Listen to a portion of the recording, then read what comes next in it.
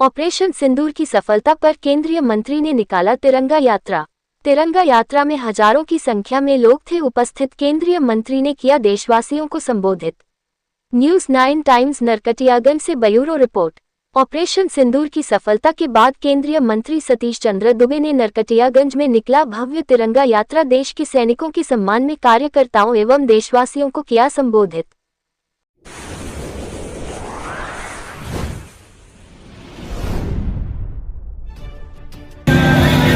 बार बार जब इच्छा करता था तब भारत के सैनिकों पर वार करता था, निहत्थे लोगों पर वार करता था। लेकिन आदरणीय मोदी जी ने जब से सत्ता संभाला है, जरूरत पड़ा है तो सर्जिकल स्ट्राइक हुआ है, जरूरत पड़ा है तो घर में घुस के भारत के सैनिकों ने मारा है। 22 तारीख आपको याद होगा, जो बहनें 1 महीना 10 दिन 5 दिन पहले शादी की थी, वो अपने दुनिया को भी नहीं देख पाए थे कि हमने जन्म किस काम के लिए लिया है और मेरा मकसद क्या है जीने का। और गए थे हनीमून मनाने के लिए, घूमने के लिए, लेकिन आतंकवादी लोग ठिकाना बनाया, निशाना बनाया, धर्म पूछ के मारा और जाते जाते कह के गया, हम इसलिए तुमको छोड़ रहे हैं, तुम जाके मोदी जी से कहना कि हमने तुम्हारे पति को मार दिया, हमने तुम्हारे पिता को मार दिया। और आदरणीय मोदी जी ने इसी मधुबनी झंझारपुर जनसभा 24 तारीख को उन्होंने ऐलान किया था कि चाहे तुम 7 समुंदर पार क्यों ना हो, हम आतंकवाद को समाप्त करेंगे, खून गिन कर चुन के मारने का काम करेंगे। और उसी का नतीजा रहा ऑपरेशन सिंदूर। आज ऑपरेशन सिंदूर ने भारत के सैनिकों का जज्बा दिखाया। हमारी बहनें जो विंग कमांडर के रूप में कुरैशी और मेनका सिंह ने जो काम किया, इसको भुलाया नहीं जा सकता है।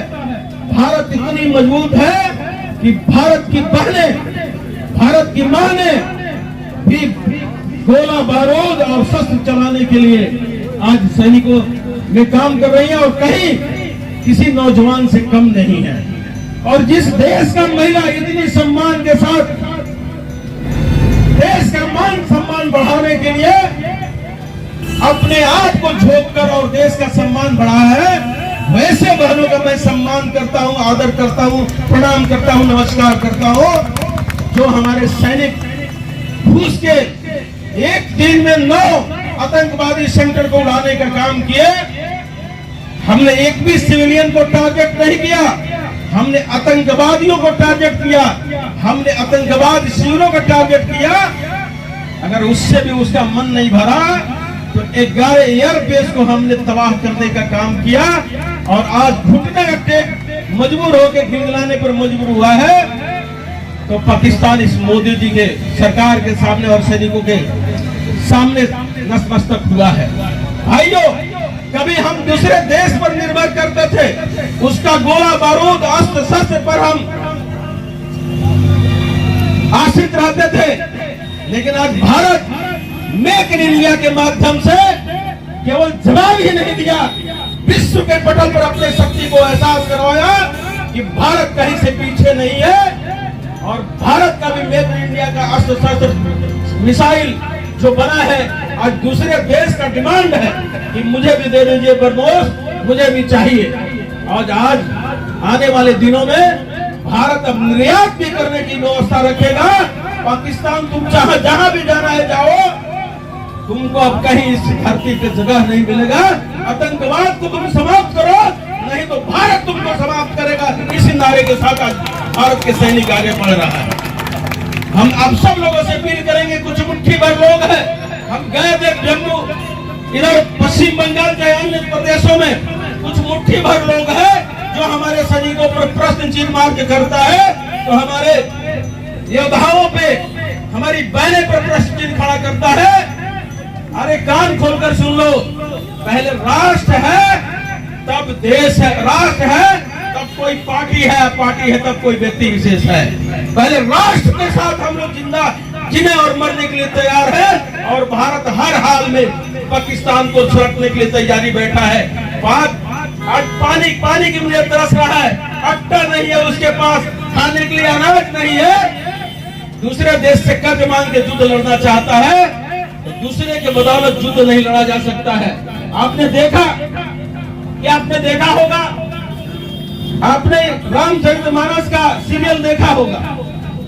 बजरंग बली अपने सीता माँ से पूछे कि आप सिंदूर क्यों लगाती हैं? उन्होंने कहा कि हम राम को खुश करने के लिए, भगवान को खुश करने के लिए हम सिंदूर लगाते हैं। तो बजरंग बली पूरे शरीर में ही सिंदूर लगा लिया। और इस जब लड़ाई आपने छेड़ा और सिंदूर नाम रखा गया ऑपरेशन, तो बजरंग बली लगा कि बजरंग बली लड़ाई को अपने हाथों में ले लिया है। जितने उधर से मिसाइलें आती थी, भारत की मिसाइलें उसको नष्ट करता था और भारत की मिसाइल जाके उनके घर में घुस के आतंकवादी ठिकानों को उड़ाने का काम करता था। भाइयों, आप सब लोगों से अपील है कि आप राष्ट्र के लिए, आप इस भारतवर्ष के लिए हमेशा पार्टी से ऊपर उठ के राष्ट्र को मजबूत करने के लिए जहां सैनिकों की बात आती है, तो हम सब एकत्रित रहे।